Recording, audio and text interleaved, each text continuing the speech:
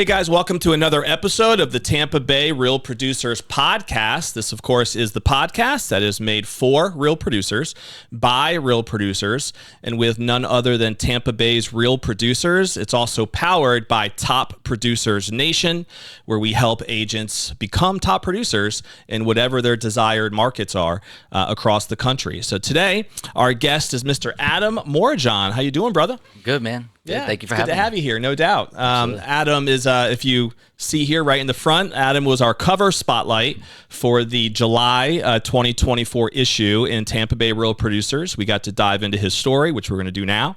Adam is the team leader with eXp Realty and has been done some great things online. He has a great following on YouTube that we'll talk about. So why don't we start a little bit just with your background, Adam, for people who might not know you that well. I know you mentioned off camera that you grew up here in Tampa, so we'll start there. Eventually, what are some of the things that you did before getting into real estate? Because I know you've done some hustles you were talking about, and eventually, how did you get yourself interested in real estate? We'll start there. Yeah, so thank you for having me. Yeah. So 4 generations deep. So when somebody says, "Oh, you familiar with Tampa?" It's like, yes, this was my playground for a very, very long time. Yep. Right. You know, growing up, my dad has owned a restaurant, Le Tom Restaurant, 50 years in Tampa. It's kind of an old school restaurant. And then we shut down. I went to catering now. But, you know, growing up in that atmosphere, there's anybody that knows hospitality business, that is a hustle. It's a, you know, you have to put in a ton of effort. Most people think it's one of the hardest businesses you can get in. It is. It's one of them. But aside from that, my dad always had side hustles too, right? We had a hay business along the way. We used to deliver fish to a lot of the different restaurants around Tampa, buy it in bulk, and then that'll bring our price down, things like that.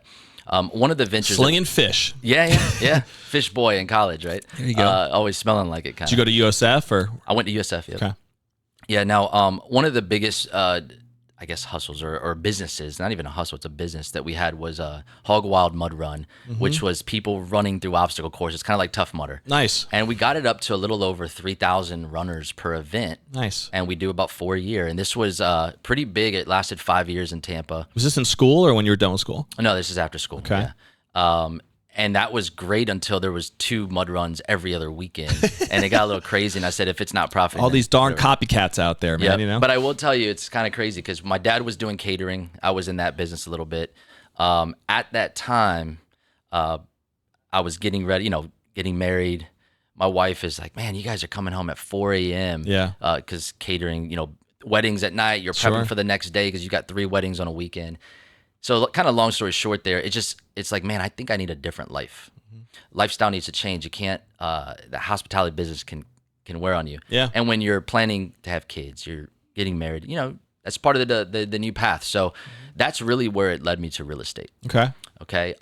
So funny thing is that we went to real estate. I was still doing the mud run stuff. My dad had the catering business and CMT, so country music television. Yeah. Back when they had their reality shows, called us and said, "Hey, can we film at your event? We've got our reality show, that Summer House or whatever it was called, that wants to be there." We said, "Yeah."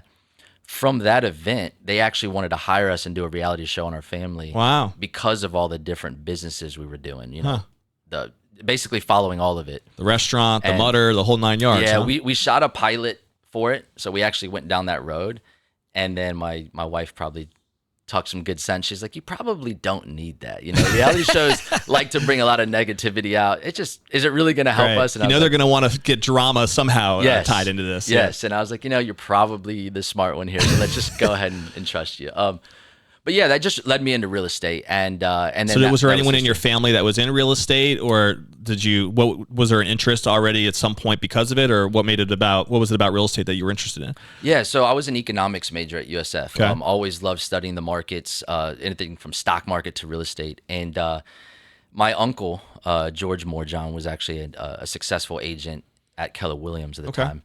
And, you know, he kind of took me under his wing. And he said, "If you want to learn it, I'll teach it to you. I won't take you away from your dad's business, but I'll teach it to you." Cool. So went down that route. What year did you get licensed?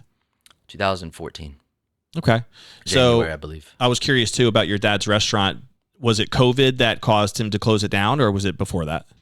Oh, no. Yeah. Before that. He technically just shifted. He didn't close down. He shifted to to catering. Yeah. Catering.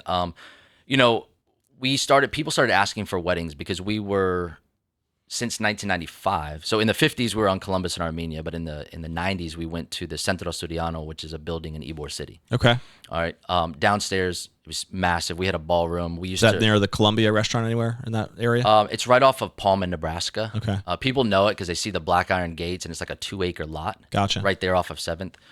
And so, but it has a ballroom. It has a theater. Nice. A lot of people would have we actually had concerts there. Nice. So that's another side thing we did. Toby Keith, Tom Petty, like pretty good acts. And so it just got to the point where, do you remember The Punisher that was filmed in Tampa with John Travolta? Mm-hmm. They shut us down for 2 weeks and filmed the casino scene in our restaurant. Okay. And it was just, I don't know, we just kept getting all of these events. And in the business, it's like if somebody pays you for an entire night, you know what you're getting paid. That's a lot easier than running a every night, restaurant business. And if it rains, people don't show up, you still have the overhead. Right. So he just decided, after 50 years, let's shift to catering. Okay. And so you still cater out of that venue? No. So we're out of that venue. He actually bought a warehouse. So we've had a warehouse now about 10 years. Gotcha. Off of 7th and 37th. Okay. In Ybor. And so your uncle, you said was in the game in real estate. Still is. So he was kind of the guy that mentored you along, and you said he was with KW at the time. Yep. And so you got yourself licensed and dove in. Were you going full time right away, or were you still kind of balancing all these other things to try to figure out real estate, or what was that first year like for you? Yeah, no, I jumped ship, went straight into real estate. Okay. And he was kind of an old school, he is an old school realtor. Sure. We were from here, people, get out there and meet people. Yeah. He's like, the gold mine is right in your phone. Yeah. Right. Build a sphere of influence. That is the old tried and true best method of leads for real estate. So especially if you grew up in this area and you just got to tap into that market, right? Yep. And I'll tell you, the first 2 years I was learning real estate. It took me, I think year 1 I made 38,000. Year 2 I made 42,000. Crushing it. Keep in mind, I also, and it's funny though, because I think, unfortunately, that's why a lot of agents never make it right to year 3 and 4 and 5 is they come in with these certain expectations that they're going to be making 6 figures right away and it's going to be easy. Yeah. And that makes it challenging when you realize, it takes some real work, especially if maybe you haven't had a background in actually like generating your own leads before and building an entrepreneurship type business, which is what real estate is. Yeah. It's a whole different game changer for a lot of people. Yeah. But I will say that mindset matters. And he sat me down going into the next year and he's like, hey, you asked me to be your mentor. Yeah. If you do the same thing that you're doing, you should just quit. And I said, what do you mean? He's like, yeah, you need to think bigger. He's like, let's set some goals for you. And I was like, all right. So he said, what's your goal? And I was like, man, if I could make 70,000, that'd be great. Mm-hmm. He's like, I said, set a goal, get bigger. I said, okay, 6 figures. Not too many of my friends make 100,000 back then. So he goes, okay, double it. I said, 200,000. I don't know too many people in 2016 that made 200,000. Mm-hmm. And he says, well, work backwards. So now that you know your goal, work backwards, figure out how many leads you need, how many people you need to meet, calls you need to make, et cetera, every day. And I said, okay. And all sphere of influence. Yep. No crazy marketing. Yep. I said, okay. And that year I made 212,000. Nice, man. And that was your third year in? Third year in. Okay. So that was definitely a jump year for you, huh? Yeah, it was a massive and it all stems from that one conversation. So that's what got it started? It was that one conversation and building the habits to be able to make that happen. From that, what I learned is that if you expand your mind, it's hard to go backwards, right? Yep. Once you know that you can achieve, let's call it 200,000, making 48,000 wasn't going to happen again. Yeah. And it was almost like I can't go back to those habits. It's not that easy. So there's 2 quotes that I think about when in your story. One is, a mind once stretched never regains its original form. I don't know who said it, but it's something I remember hearing years ago. Yeah.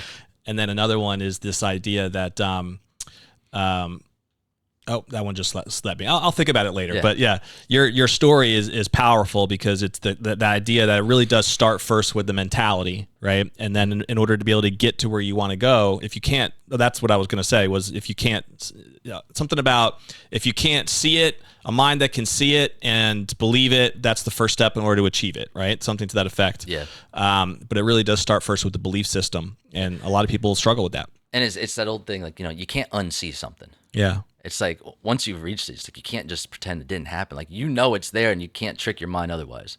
So now you believe in it.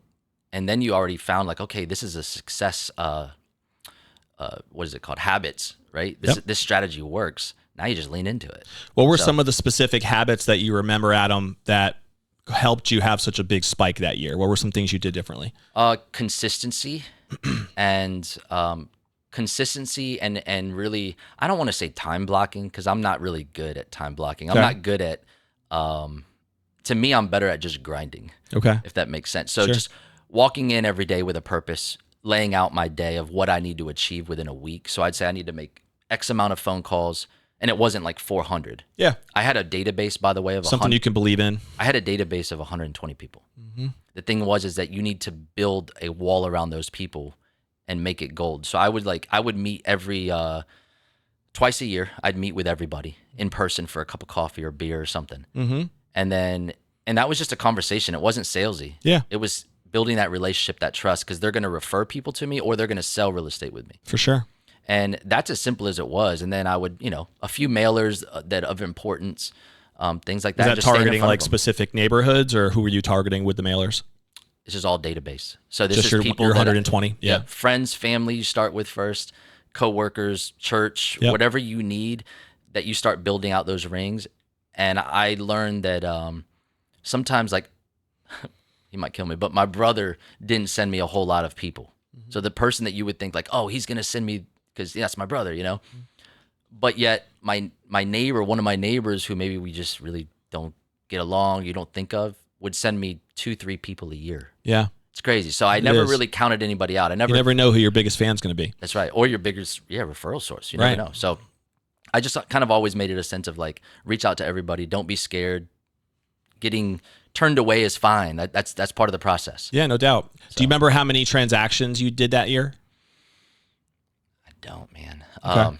I was just curious, because I'm sure that would be a big spike, right? Is just seeing that volume number increase, which again, if you're not doing a lot of outside marketing things to try to like invest a ton of resources and money to try to drive that lead flow, to get a spike like that is fairly unusual, right? Like that's really being intentional and focused on how you're really going to work, your core lead list, your core network to make that happen. So I was curious, out of how many of those 120 leads that you're working with actually turned into deals that year. So not to go to Keller Williams, but I do remember this stat, the MREA book. Everybody kind of knows it.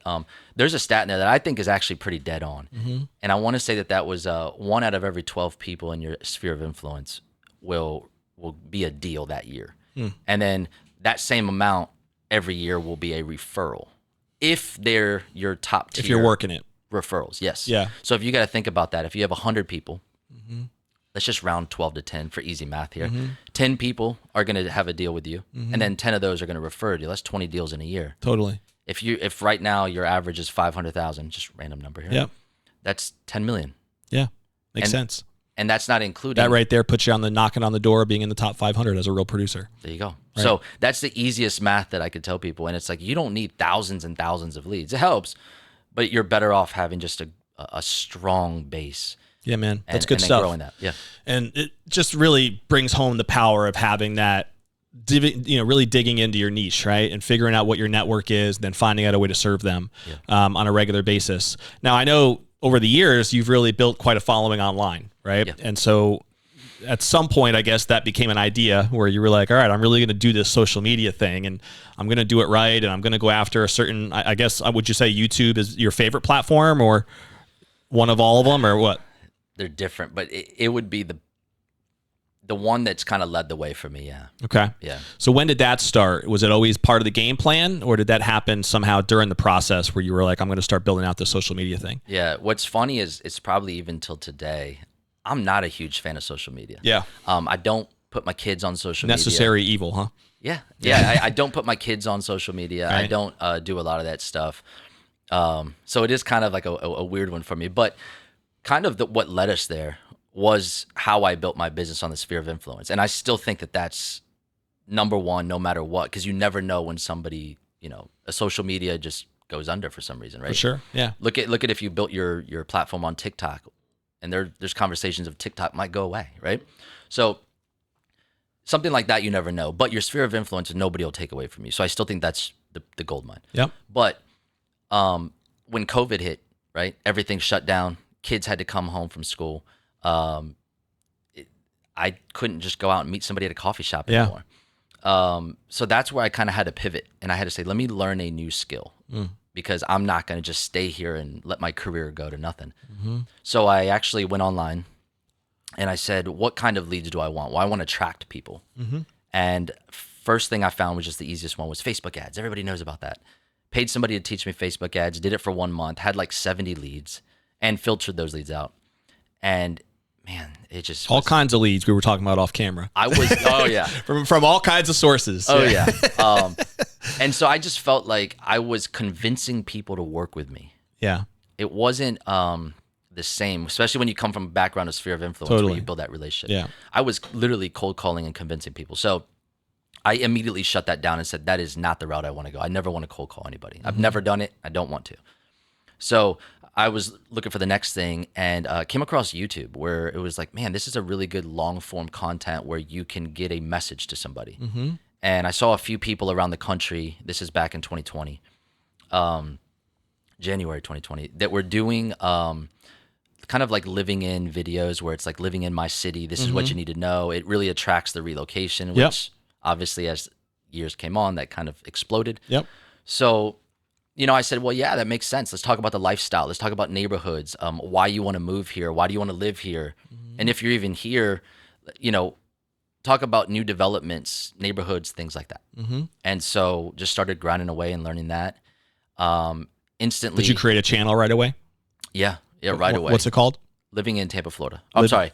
That's my website. Tampa, Florida Living is my channel. Tampa, Florida Living. So check it out. Subscribe to Adam's channel. And it sounds like it's just about Tampa Bay living, right? Are you interviewing business owners or what's the genesis of the channel? What do you focus on? So I want to say it was Gary Vee that kind of taught people like, hey, be the mayor. Yeah. And I actually don't believe in that a little bit. And I don't want to say that that's wrong. It's just a hair off from my style. Yeah. I don't want to say it's wrong though, because there's 10 different ways. Everybody's got to find 10 different ways way to skin a cat, right?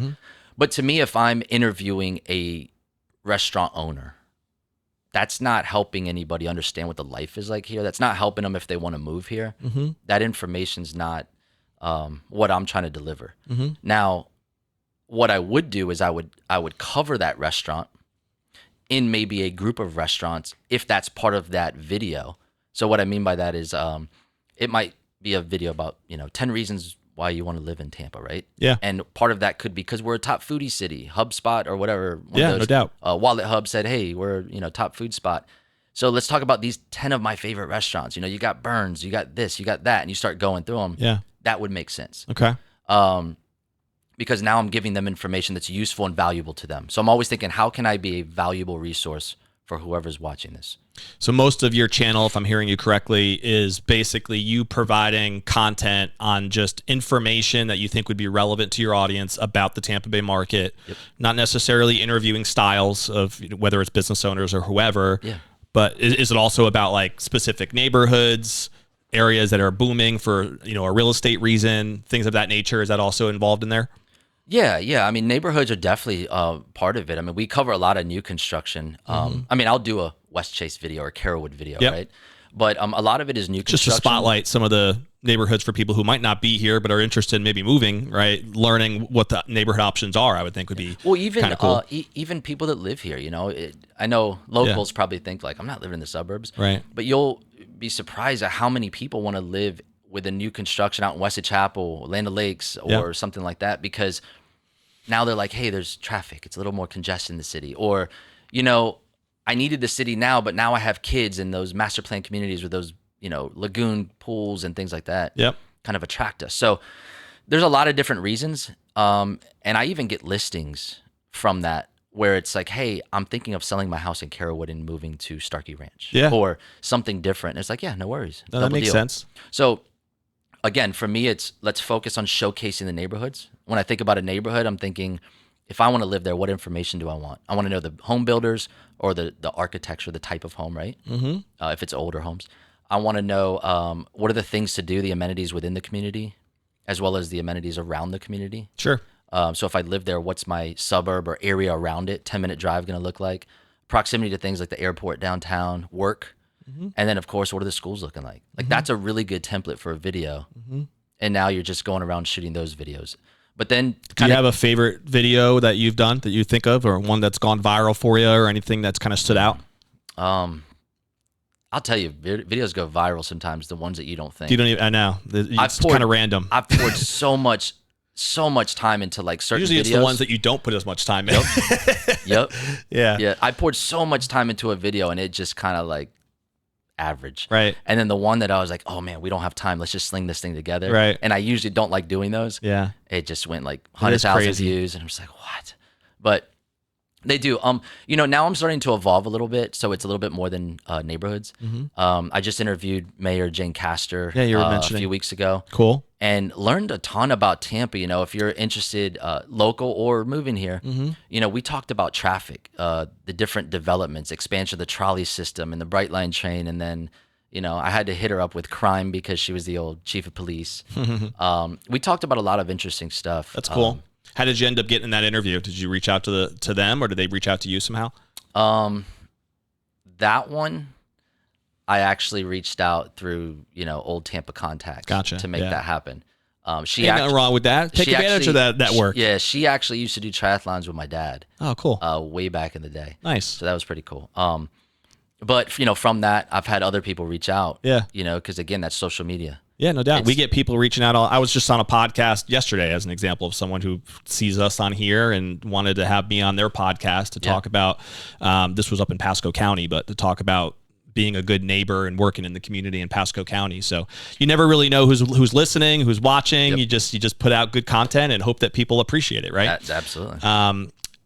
So other than the YouTube thing, I mean, what is your philosophy or strategy on the other social media platforms, the Facebooks, the Instagrams, TikTok? I mean, do you try to work on all of them? Do you really try to focus your energy on YouTube exclusively? What's your approach to that? Yeah. So YouTube has been my driver that's where I started. And that's been my driver for the first 3 years, right? We're going on kind of year 4. I started 2020 January, so now 2024 is kind of year 4 here first. Yeah. Last year, so I'm going to take a step back and answer that. Along the way, I wanted to learn SEO because what I learned from YouTube is, man, you put out valuable content, and now you're a magnet. People are calling you. So the leads that call us are not... I'm not chasing them down. They're like, oh my God, I can't believe you answered the phone. Yeah. I've been watching you for 6 months.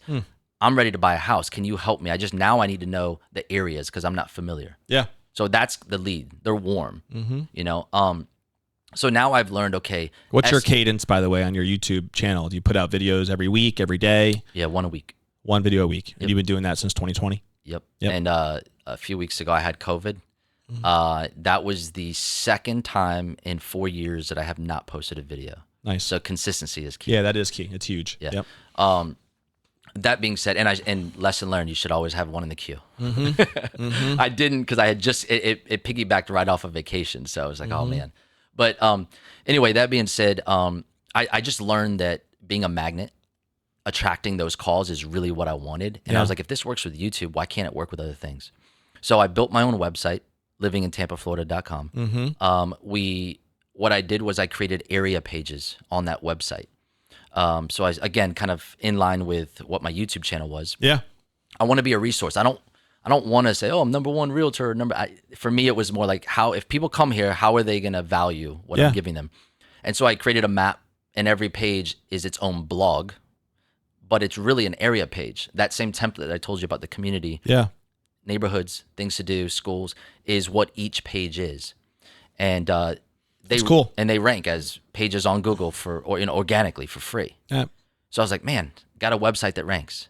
Do you write the blog on all these different areas, or do you have like other people who kind of focus in on an area that they know, or is there anyone else involved? Yeah. So coming back from the days of my dad being in the kitchen, he's always like, man, you can't fire anybody unless you could take their spot. Yeah. And so like you got to cut onions before you can cook. Right.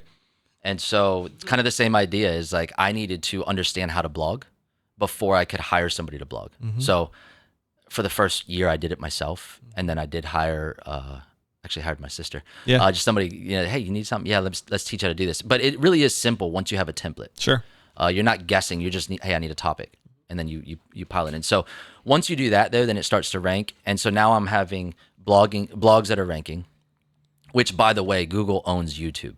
Yep. So if you get your YouTube video about a neighborhood or about an area, let's call it West Chase, and then you plug that into the blog about West Chase, they're feeding each other. They love that. Yep. Loves it. Right? Algorithm heaven right there.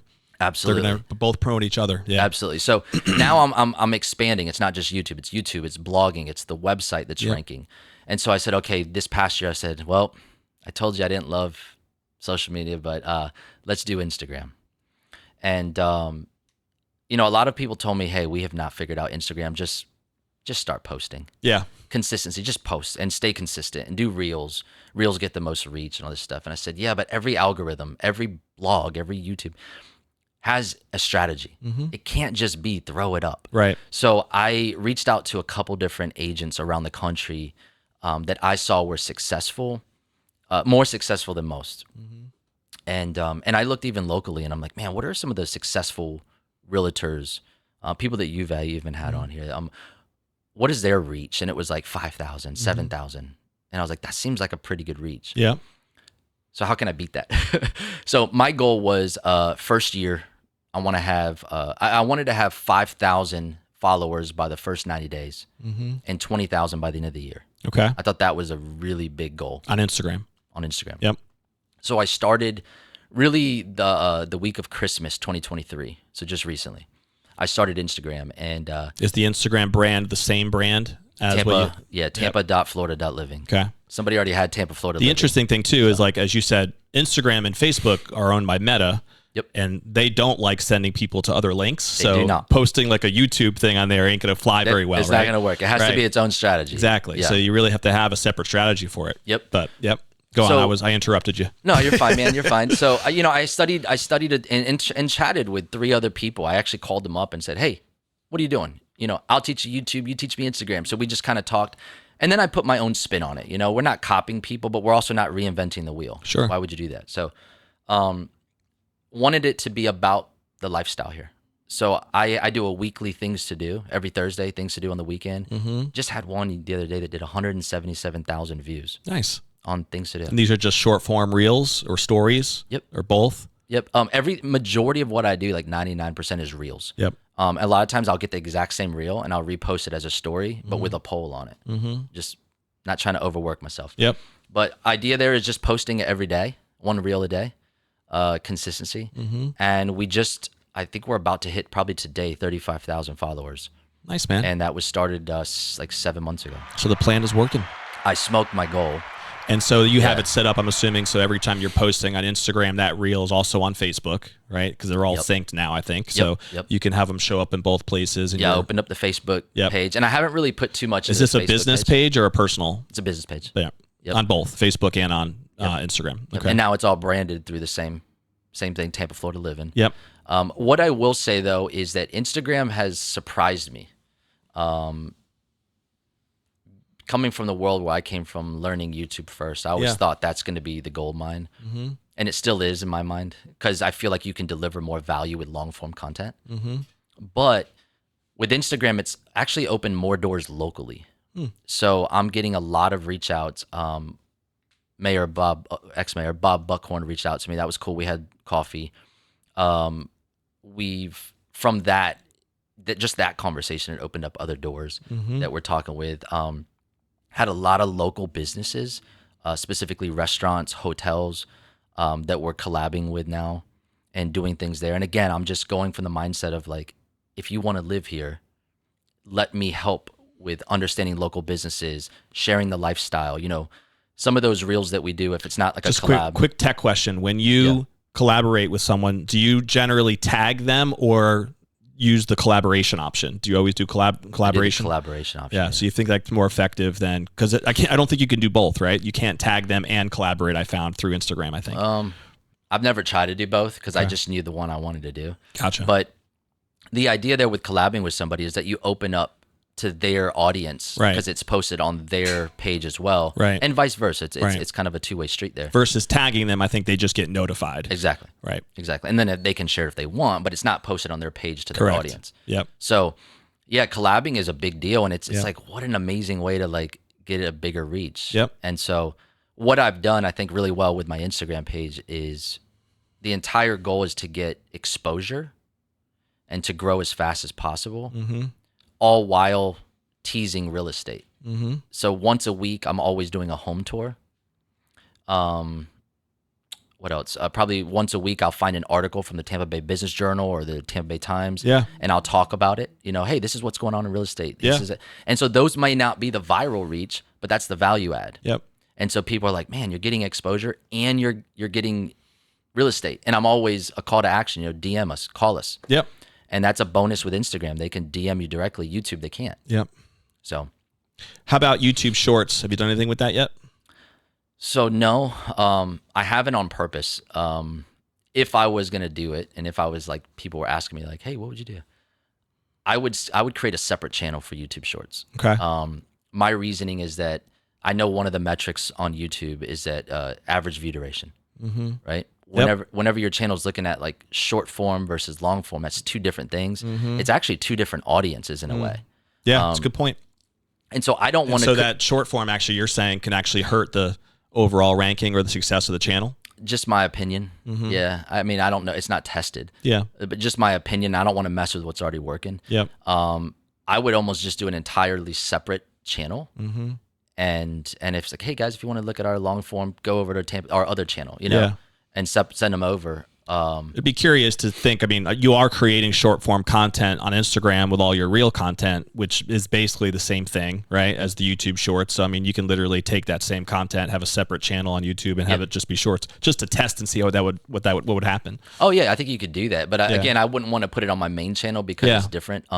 Changes the duration of the views. Yeah, and I'll tell you like some of that mindset where it comes from. I actually have 2 YouTube channels. One of them was more of a test. It did really well. I'm just kind of not positive I'm going to keep going with it, but it's New Homes Tampa, Florida. Okay. And it was strictly a new construction home tour channel. Okay.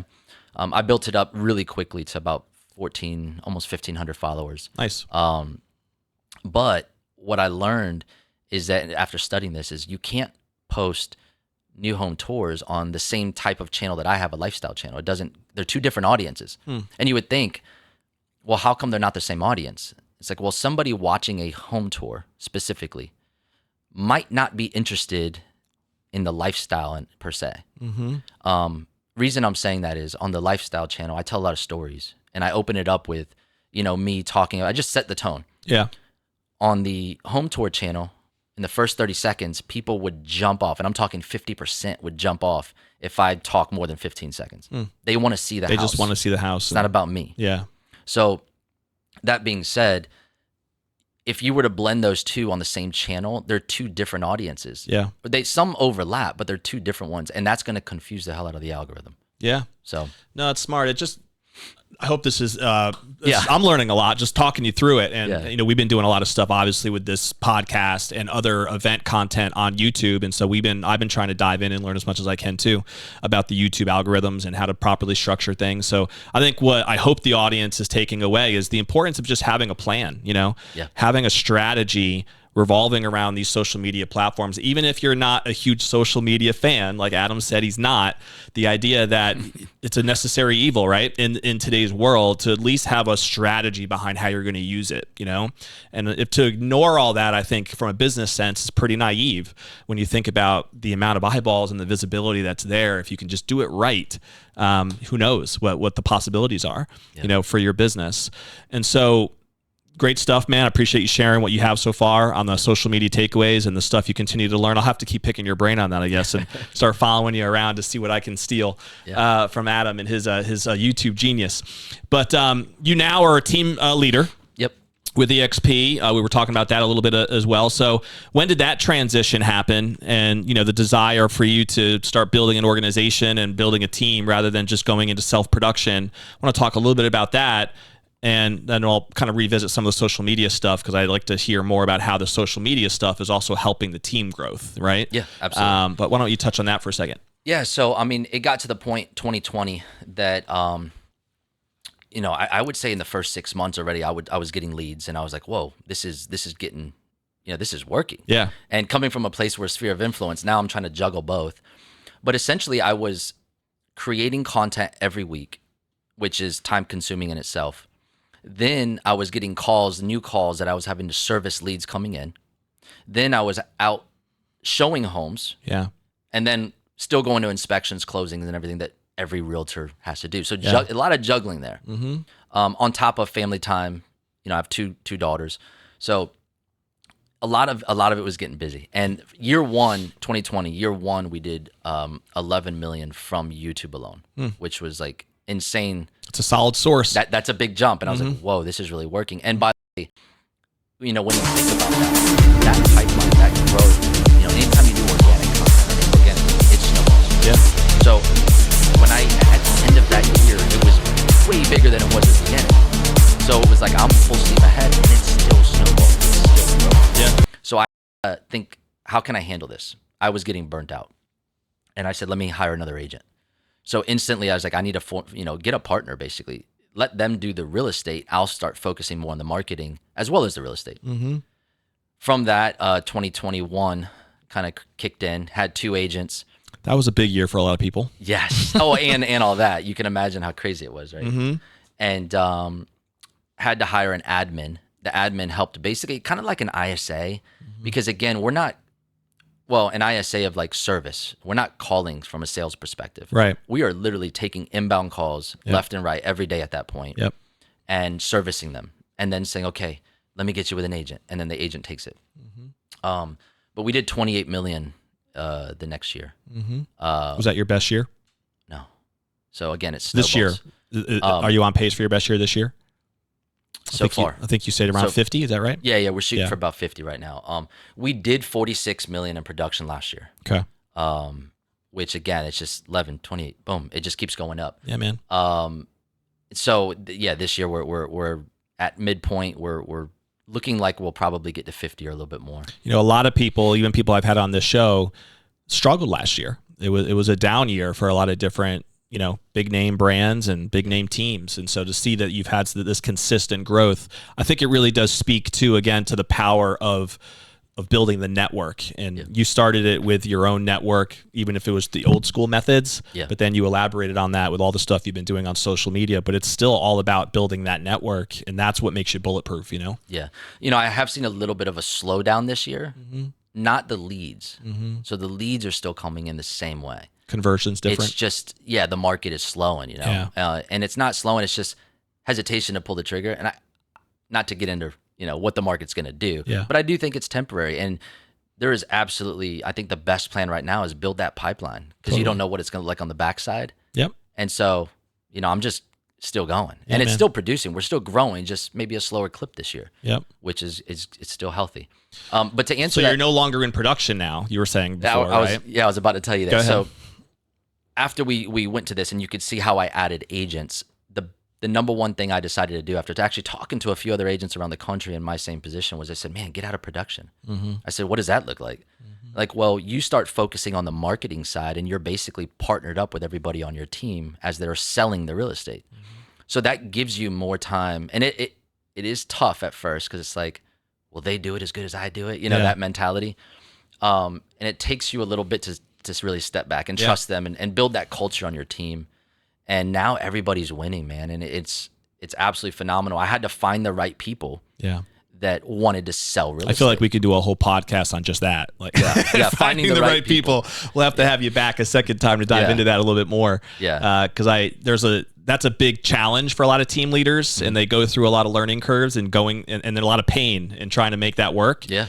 But gratefully, it sounds like you've had some good traction in finding some of the right people. Yeah, and it's really been a life changer, man. It's really opened up, where I was bogged down selling this stuff, and I love real estate, so it's hard to let that go. But now my focus is more on the marketing side, and taking those shackles off of juggling everything. It just allowed you to focus even more and add on things like blogging and website building and Instagram and whatever the next step may be. No doubt. To really help function as a team. And I know my role on the team, which is producing leads. And so the majority of your leads, are they still coming through social media? Yeah, 98%. Are they really? It's coming all from social media. That's awesome. 50 million a year. Very strong. Yeah. Good stuff. So a couple quick questions here on the personal side for people just to get to know you a little bit as we wrap up here for a few minutes we have left. you mentioned earlier you're married with 2 daughters. Yep. How old are they now? 9 and 5. Okay, so you're pretty busy with what, dance classes and other softball, or what are they into? Yeah, competitive soccer. There you My go. 9-year-old's competitive soccer, so that's like 3 days a week, and then games on weekends and traveling. So Yeah, man. Yeah. I have 3 daughters and 2 boys. We have 5 kids at home, and my boys are really into baseball, and my daughters are really into dance. And so our weekends are pretty tied up for sure. A lot going on, but it's a blessing. I for will sure. say that tagging off of everything we just talked about, though, one of the best things for my life that has changed is that we were my wife and I love traveling. Yeah. Even to the point where I took my daughter to Ireland when she was 2. Nice. 8 nights and just did all that. And it just became a thing where every year we were doing trips. We average about 8 to 9 trips a year right now, Awesome. including a summer trip, which is between 2.5 to 3 weeks every summer for the last 3 years. And I can do that, and our business doesn't stop. That's cool. The machine still goes, so that's awesome. Do you have a favorite place to go? Man, we just did Yellowstone for 3 weeks. Nice. And that was awesome. Just had somebody talking to me about that, about how cool it would be to take the kids over there, because I haven't been there yet with the family. Talking about unplugging, we rented an RV Yeah. and just went for like 2.5 weeks. That's cool. And that was really neat. We had a Spain trip booked this year, but we had to pivot. We went to Upper Michigan, Upper Peninsula. A little bit which was different. Cool. A little bit different. But I'll have to pick your brain on. I've been talking to my wife about wanting to do just that, renting an RV, traveling throughout the country, and like at least a month or so in the summer. You know? Post COVID 2021, 2020 and 2021 we bought an RV. Okay. And a lot of times people didn't realize that I was actually shooting a video with a green screen in an RV, because we were just like, let's just go for 2.5 weeks. Everything's shut down, so RVing, you can explore anywhere. We went all the way to Tennessee and back, and I was shooting videos in my RV. That's cool. So you still have that RV, or you now just rent them when you take your trips? We just rent them now. Yeah, I sold it just like real estate. I saw the market shifting. I was like, Gotcha. I'm not losing money. So we sold it. Spoken like a real entrepreneur. Couple rapid fire questions. Do you have a favorite book or author or seminar that has ever made a huge impact on you personally or professionally? Yeah, sadly, I'm a movie guy, so the book's probably not. I've read maybe 2 real estate books, which is MREA and The One Thing. Okay. Which, I've again, read them both. Both good. Yeah, I think if anything, it just goes back to the mindset. I did see Ed Milet talk, and he was pretty motivational. Yeah. There's a couple good guys out there that I like to watch, but I mean, to be honest with you, it's just the grind, man. And I always feel like never be scared to learn from somebody, even if it's not the route you're going to take. No doubt. And you can always learn from somebody if you're looking for something to actually learn, and you're not closed-minded about it. Yep. You said you're a movie guy. Do you have a favorite movie? Sadly, no. Just like a ton of them, huh? Yeah, everything from rom-coms to thrillers, man. Gotcha. It's sad. So that's your idea of a good night, just hanging out at the house with your wife and get the movie on and relax and chill at the house, huh? Netflix and chill? Yeah, we'll do that. With kids, it's not always, you don't go out as often. I would say travel's a big part of our stuff. We do talk business and investing, my wife and I, a lot. You're a real estate investor? A little bit. Okay. We're big on honestly living in our own flips. So we've had 5 houses now that we've lived in and take advantage of the capital gains on the back end. But going out to dinner, man, coming from a restaurant background, love food. And lately it's not even that, it's going out and cooking good food. Nice. Go to Wild Fork. I'm not giving them a plug, I'm just telling you, go to Wild Fork. They've got some like American Wagyu steaks and things like that. Here we go. So you're a grill master at the house? Oh yeah. We throw down at home. Oh yeah. Where do you live? Tampa? Or? Yeah, Tampa. I live off the river. I've moved around because obviously we lived in Cheval. My mom at one point lived in one of the first home buyers in West Chase. Cool. Now she's in Carrollwood Village. Nice. And side note is, split family, not to go into that, but my dad, we had 14 acres in Dade City. So Nice. we had horses and acreage, even though our business was in Ybor. And till this That's a day, commute. Yeah, till this day, we still have, well, not back then. Right. There's no traffic. Right. There was a Waffle House. Right. And Wesley Chapel was a Waffle House and a Blockbuster.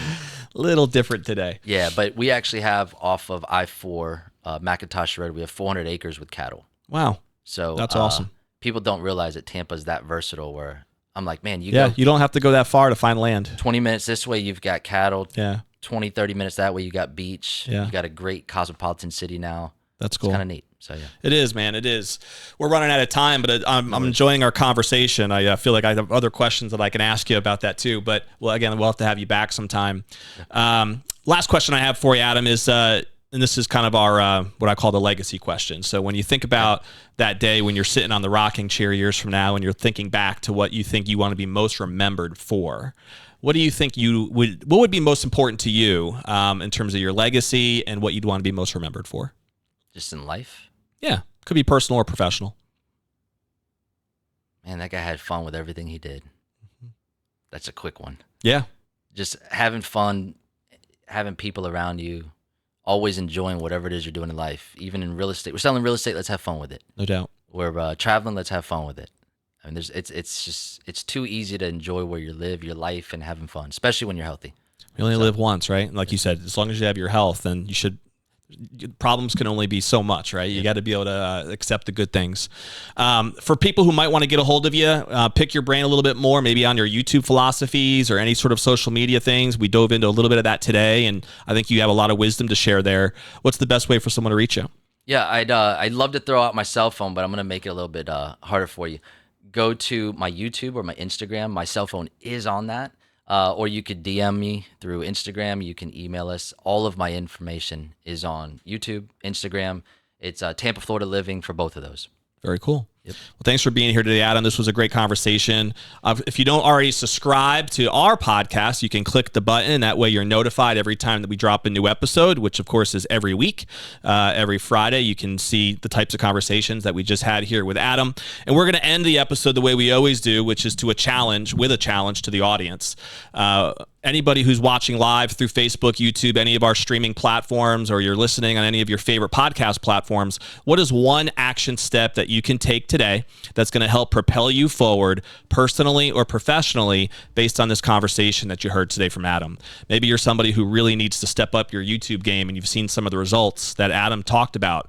Maybe it's just studying that more, getting a little bit deeper into it, having a conversation with someone like Adam who's actually made it happen. You heard Adam talk about how he reached out to other people that were crushing it in Instagram. Maybe you need to do that, right? Through Instagram or what other platform you want to see yourself grow in, or just possibly building a team like Adam also talked about because you really want to change your lifestyle and make some changes there. But what is it going to be for you? Just one thing. Identify something that you can make a change for, that you can take action on. That way the time that you invested in listening to this and watching this is going to be worth it so you can move forward in a positive direction. We'll see you, of course, on the next episode of the Tampa Bay Real Producers Podcast, powered by Top Producers Nation. We'll see you later.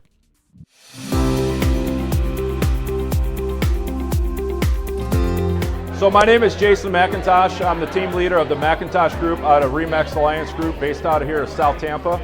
I came here today to talk about my journey as a rising star, taking my team from their first calendar year and doing 200 units and grossing over $1 million in commission with about $50 million worth of volume. So I came here today to share my story with others, hoping to inspire them and hoping them to take a piece or nugget out of what made me successful or helped me to help them grow their business. That's a great question because I don't care who you are, if you've been in for 2 months or 20 years, you can always learn from somebody at any level. So coming to these things is very important. I learned something from each one of the other panelists, things that I will definitely take and apply to my business. So I think it's really good to learn from your colleagues and your peers, no matter how long they've been in the business or what their experience level. So coming to events like this is really taking about an hour to 2 hours out of your business to hopefully save you a lot of time in the future to help you develop your business and to hone your craft. Because you might be out there making mistakes, you may not realize you're making mistakes. So there could be little tidbits and pieces that will help you advance your business and save you time, save you money, and save you hassle. So you got to always hone your craft, and what better way to learn is from your peers and your colleagues.